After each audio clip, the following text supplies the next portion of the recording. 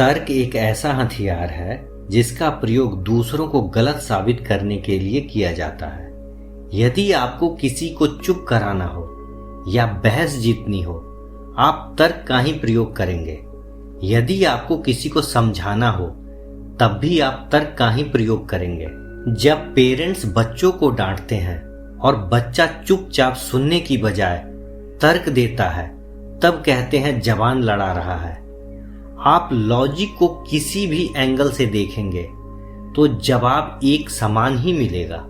ज्यादातर आप पाएंगे तर्क देने वाला व्यक्ति या फिर आप कह लो तार्किक व्यक्ति आक्रामकता और गुस्सा मतलब अग्रेशन और एंगर के साथ जवाब देगा। ऐसा लगेगा जैसे वो बोल रहा हो गया तेरा, अब चुप हो जा। और कई बार आपको वहां असहमति के साथ साथ नफरत और द्वेष भी नजर आएगा। तो अब प्रश्न ये उठता है कि क्या तर्क देना गलत है? तो मेरी समझ से तर्क गलत या सही नहीं है।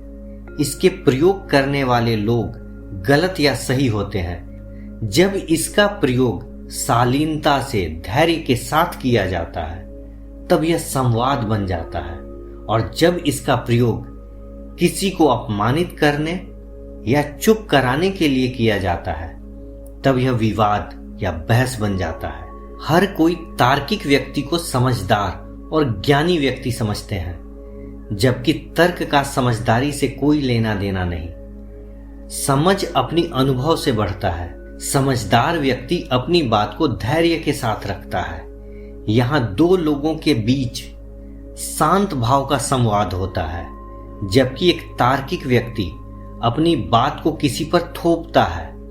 जब तर्क की शक्ति दूसरों के अनुभव से प्राप्त हो, मतलब दूसरों को पढ़कर या सुनकर उसकी अनुभव को अपनाया जाता है, तब समस्या उत्पन्न होती है।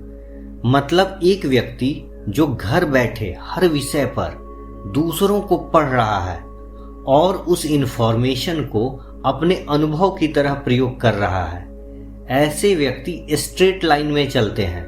जो पढ़ लिया, समझ लिया, वही असली ब्रह्म ज्ञान है। ऐसे लोग दूसरों को बेवकूफ साबित करने में लगे रहते हैं और वो अपनी तर्क से साबित कर भी देंगे। आप कभी उस व्यक्ति से मिलो जो ज्यादा किताबें पढ़ता हो, आप उससे तर्क में नहीं जीत सकते। आप बेशक जंगल में रहते हो, उनका अपना जंगल के बारे में कोई अनुभव नहीं। वो जंगल में कभी नहीं गए हैं, या गए भी हैं तो घूमने गए हैं। उनकी सारी नॉलेज बुक बेस्ड है, फिर भी आप उन्हें नहीं समझा सकते। उल्टा वो आपको समझा देंगे, क्योंकि दूसरों को पढ़कर या सुनकर बनाया गया धारणा सबसे खतरनाक होता है। यदि आपका कोई भी बात उसके धारणा के अकॉर्डिंग फिट नहीं बैठेगा, तो वो आपको सुनेगा नहीं, उल्टा सुना देगा।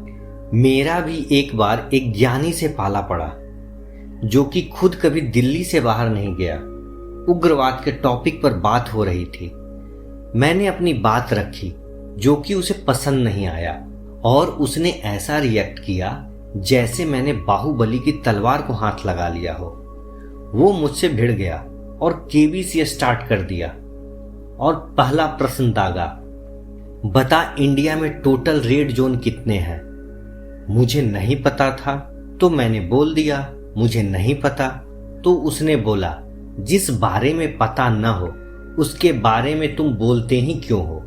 जाओ पहले पढ़कर आओ। फिर काउंटर में मैंने बोला, भाई मुझे रेड जोन का तो पता नहीं, पर मैं जहां का रहने वाला हूं वो पक्का रेड जोन में होगा।